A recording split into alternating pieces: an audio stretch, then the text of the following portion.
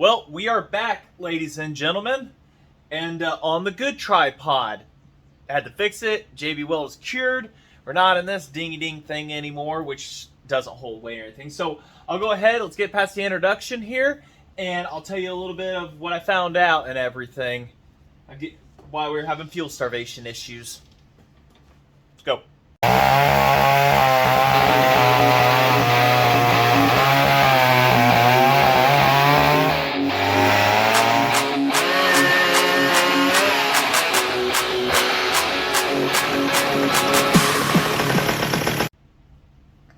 What is on my glasses? All right. So last video, you'll see how I was having to mess with the choke, if you watch it to the end, on trying to feed this thing fuel. Well, it wasn't able to draw it through the tank appropriately. So what I was ended up having to do was, yesterday I took out the tank wick, totally off camera, easy to do, right through the hole here, don't have to pull the tank, and it's really clogged up. This was the big part about these things, is the center part here. See where it clamps down at? That's where all the fuel has to come through when it goes through here. And this gets clogged up real bad and causes fuel starvation. And it's pretty typical of that to happen. So I fired it up and it ran and idled beautifully. But now it's doing something new. It's, kerosene heater. Just go away. It's coming out of the car, fuel's coming out, but it's not spitting. You would still expect spitting to have happened with the fuel being restricted and everything, even when I would choke it to get it to run. So, and it doesn't spit, it just slowly comes and drips out into the air box. But when it's not running, it does nothing. So I don't suspect bad reads whatsoever on this.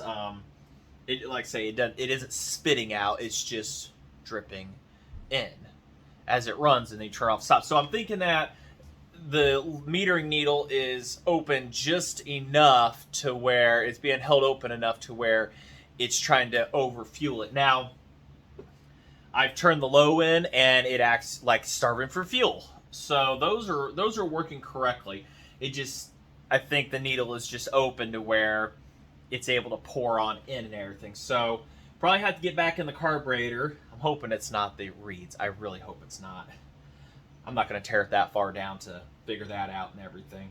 But on high speed, it isn't shooting anything out. When you're wide open throttle above idle, it doesn't shoot it out. It doesn't drip, only at idle. So I'm suspecting it's at the higher speeds it can consume that fuel, but at the low speed it's just being stuck open. So what we're going to do is first replace that tank wick with Scott Brite.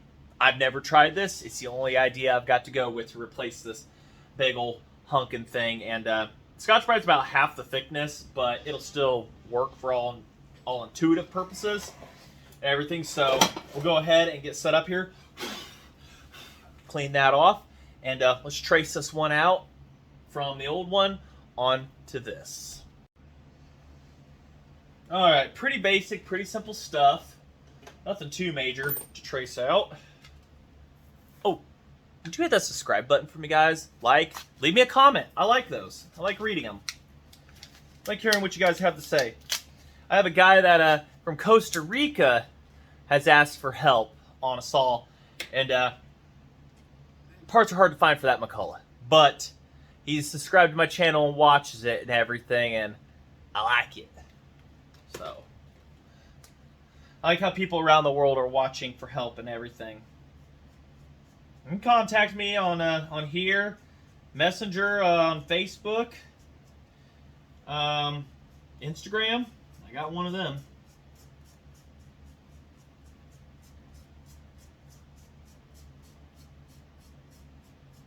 I doubt we'll really need to put the holes in the center here. I'll trace out this hole right here, and then this.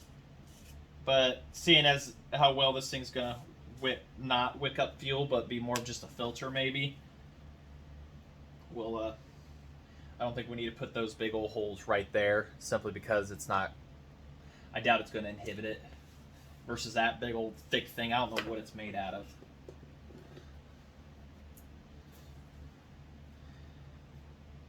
cut it.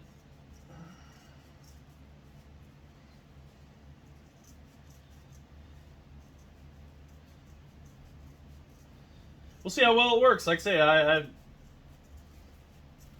not going to be scrubbing with it, so I don't see anything, the stuff having to come off from scrubbing or anything as you wear it down. This is just going to sit on a pool of fuel and theoretically help absorb. How are we going to cut that hole out of the center? I don't know. Oh, yeah, we got to make that one cut there, too. My tracing abilities are not the greatest, are they?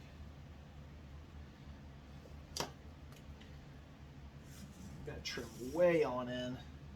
And then right here.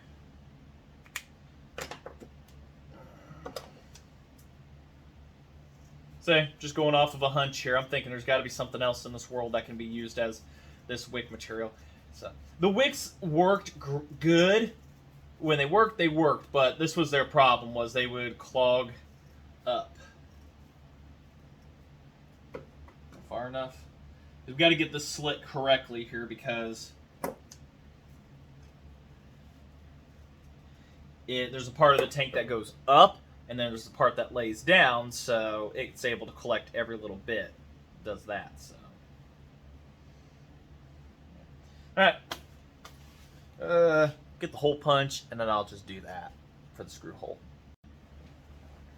Hole punch worked great. Alright, so let's go ahead.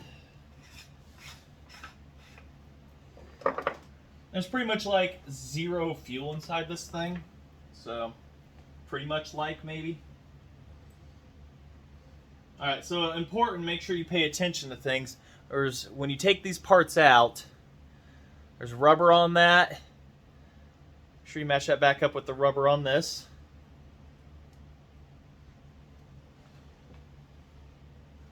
And then you will be taking, this is inside the tank, and then you take that and this screws into the bottom of the tank, and that provides the spring pressure to keep that down inside the tank. So there's a little chamber there, air chamber, that's underneath of this fitting.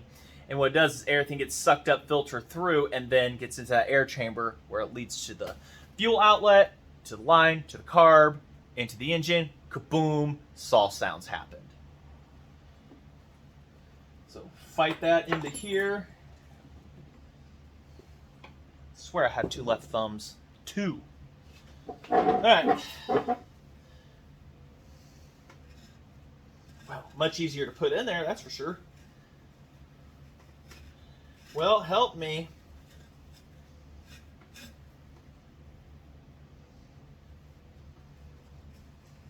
I've got the fan on in the background. Hopefully it ain't making too much noise.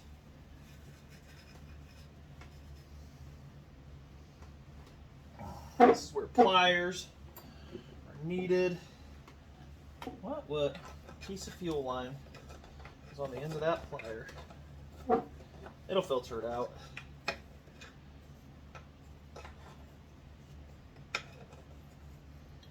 There's our hole. Just take my word for it.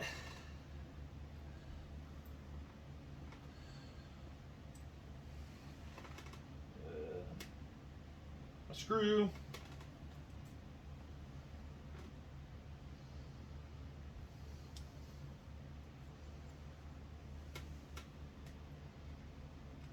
So we'll do that.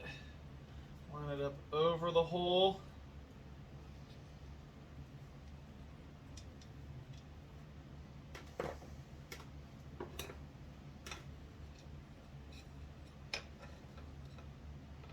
Like I said, the idea worked. It just had its moments where it didn't work, which was all the time when you needed it to. There's that. Spring and screw. And then you gotta press down on the spring. Make sure it doesn't go off in outer space. And it stays in the screw slot. And then you screw her down. Just snug. You're going into a magnesium aluminum tank combo. Make sure your thing is straight.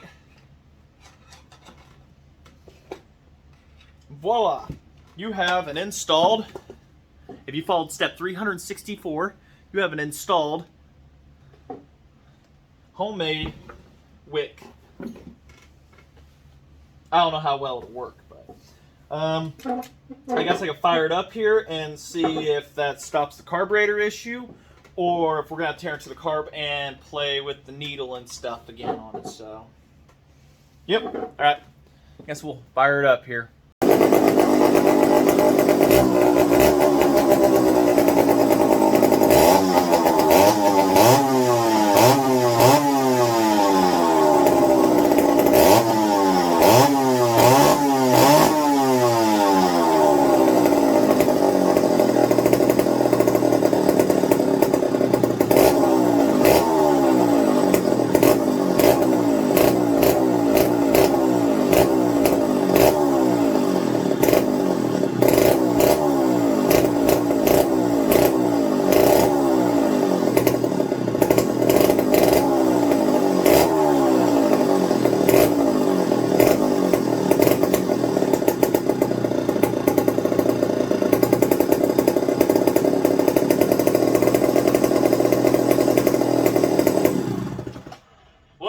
Coming out of the carburetor front, and now it is, and now it stopped. But it only did it after I turned the low speed.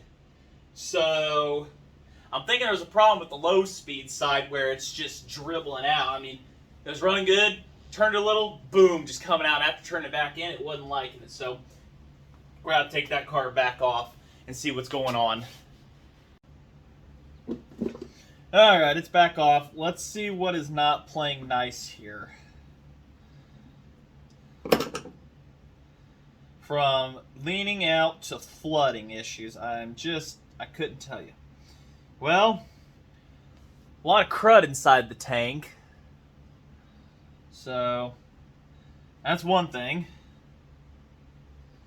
That old Wick wasn't doing us any favors. And I did change that screen out, if you remember that. That screen was brand new. I'll have to clean that out.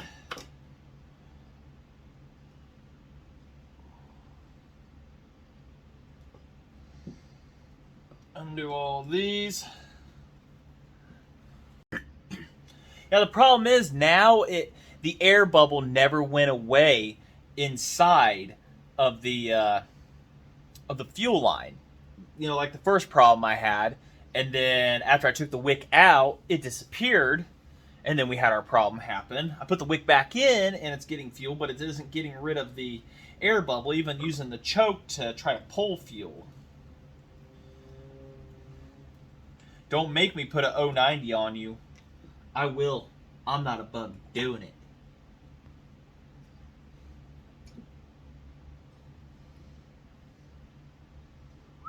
Yeah, it's pretty dirty in there. I mean, I'm pretty sure there's something in the low speed here. Let me, without spilling it everywhere, but see all that crud right here? This carburetor was clean.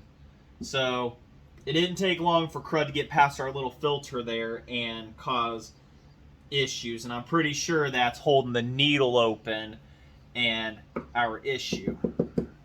Yeah, it's everywhere inside this carburetor. So I'm about to respray this carb out, take the needles out. We're going to go ahead and try to flush out the fuel system. I'm going to put a bunch of gasoline in there and just dump it and just have it come out and everything like that. Maybe put a longer fuel line on it, siphon it into a can and stuff like that, and we'll put it in the wife's vehicle. So we'll feed it to something with a good filter on it. So that looks to be our issue, is just a bunch of fines got past the micro screen here and is just giving us a bunch of headaches here. Oh, needle's opening.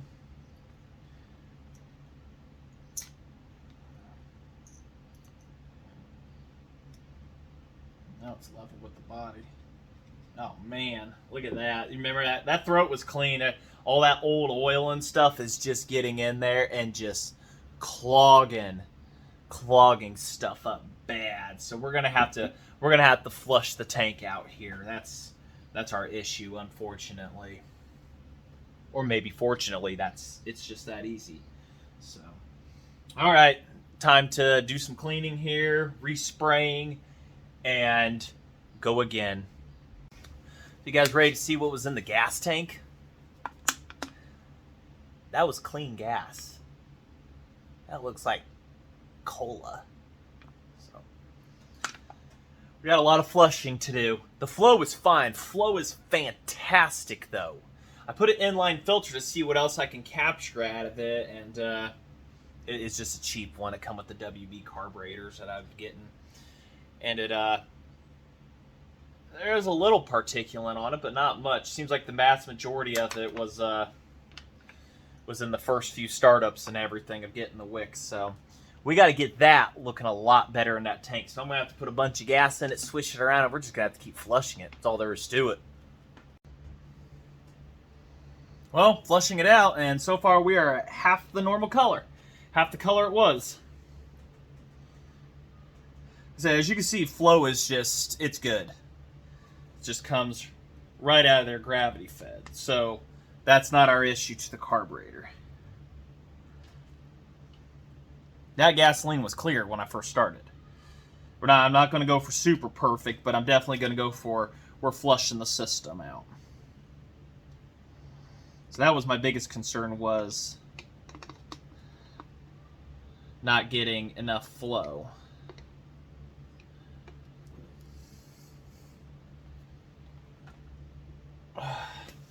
Alright, well, what is that, like $3 in gas? So one more flushing, and let's hope it looks better than that. That is looking a lot better. I can manage with that. Let's say, and flow is fantastic.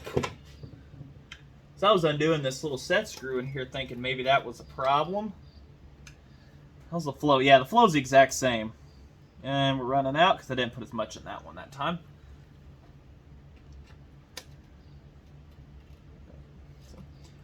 Alright, so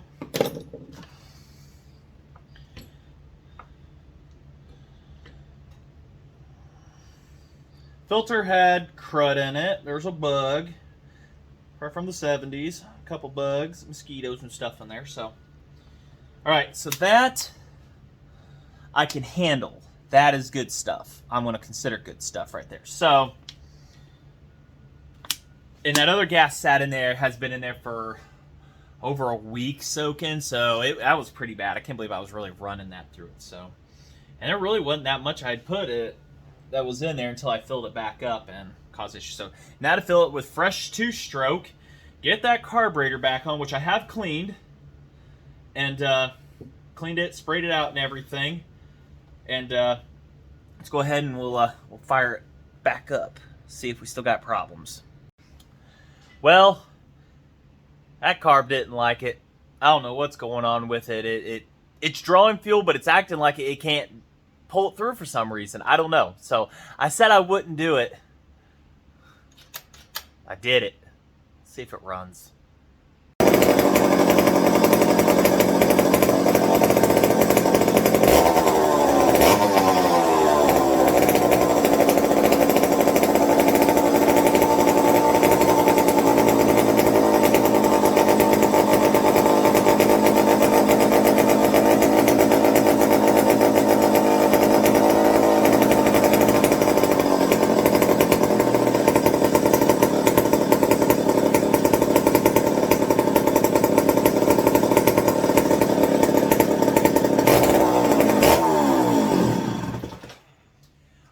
Switch I still need to attend to. It's shorting out somewhere in the handle. That's exactly what that sounded like to me. Usually I flip it up, flip it back down.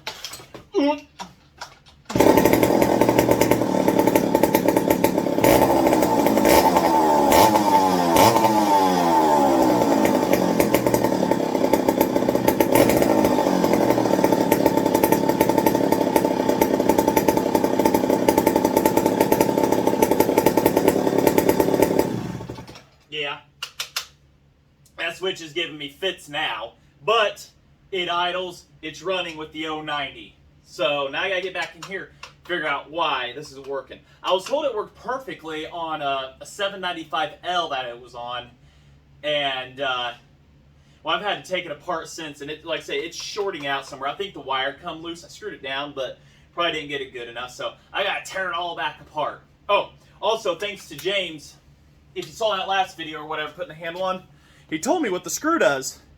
It's to hold that shaft in so I don't need these nuts. Well, I like the nuts. We're gonna keep them.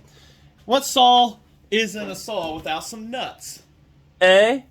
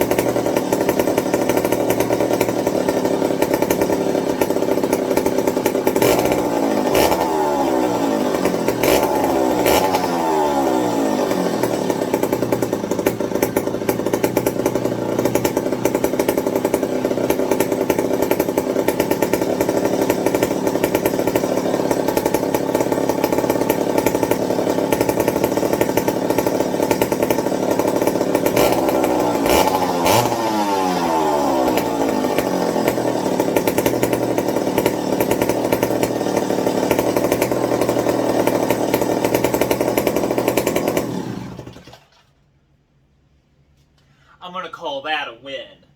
So, like I said I wouldn't do the 090 swap, but as we can see, she's running great with it. And the best part is, on these kind of governor saws, the throttle linkage here goes into that right there. You just have to flip that and put it back on, and it matches up with the bottom hole perfectly. Absolutely perfect on these. I did have to bend linkage just ever so slightly towards the carb to make sure it retains in there, but you get full throttle, and it's, some people say the 090 swaps they can't get it right or anything like that. It is a Chinese carb. This is a China knockoff, and there is going to be some adjustment you have to do, but clearly that's what the problem was from the beginning here on this one, is the other carburetor is just having an issue. So, which is unfortunate, but this one isn't running the governor anyways, so I don't need to worry about doing that on this. It doesn't have a choke, because I ran this carb originally on the race saw up there. See it? Up there. When I was first testing it. So I just took the choke off, everything like that, and I've ran it on something else also and whatnot. So it's been a carb that's been on many saws, and seeing how well it performs on this one, it's just gonna stay on this. So, ding dong me, forgot to get the woodruff key for the sprocket. So we'll have to do that next video. But issue solved, so we've got a brand new tank, wick, filter, you want to call it that? I don't know. Flushed out the tank, new carburetor, and like I said I wouldn't do it. But I did it, and it's working fantastically, phenomenally. It's not spitting fuel, it's not dribbling it out, so it wasn't a reed issue. That other one is just, there's a carb issue somewhere and whatnot. I'm not going to get rid of it yet. Maybe go through it. There might be a saw one day that needs it, and I figure out what's wrong with it. I don't know. But this old girl is, I think she's about ready for some wood after all these years. And oiler still oils. So I just want to say thank you all for watching. I don't know how long this video was, if it's long, short, anything. You got questions, comments. I have done 090 swaps in the past. I have a video on doing it onto my 797, which is behind me. I can put a link in the description for you on that. And with these, you don't need the low clearance bottom. You can just use these straight out of the box. The linkage is kind of self-explanatory on how to do it. If it doesn't line up, take it off, swap, flip, whatever. Goes right back on. And each turn of these was one to start with, and I kind of messed with it. It kind of did something there, but then it stopped, evened out. So, like I said, fantastic. Got the switch. What was wrong is there's holders for like an asbestos insulator or something like that in there. And what was going on is there's a part that contacts the shaft here that holds us together. It was there was two little prongs that were coming down, and they were touching. So I had to put a washer in between it to space this one down more, bend that one up slightly so it would touch the shaft when forward, but it wouldn't contact these. So that is all in working order enough to shut it off, keep it on, and then not want to do anything dumb. So that was our other issue. So that's fixed. What I'm going to say, call it fixed or whatever. Just press up on it or something. Good enough. Whatever. Maybe it's not a safety off, but whatever. So, all right. We'll say thanks for watching. Like, comment, subscribe. Hopefully next video we're going to be cutting with this one. I got to steal a bar and chain off of something up there. It might get its own. It might not. Probably not. Steal off of 185. I don't know. It's got a really good chain and bar on it, and just kind of keep one bar for these because 1/2-inch chain is expansive and hard to find. Getting harder to find. And I'm happy to take any off anybody's hands too. So, all right, I'm yammering on. Like I say, have a good one. Stay safe, everybody.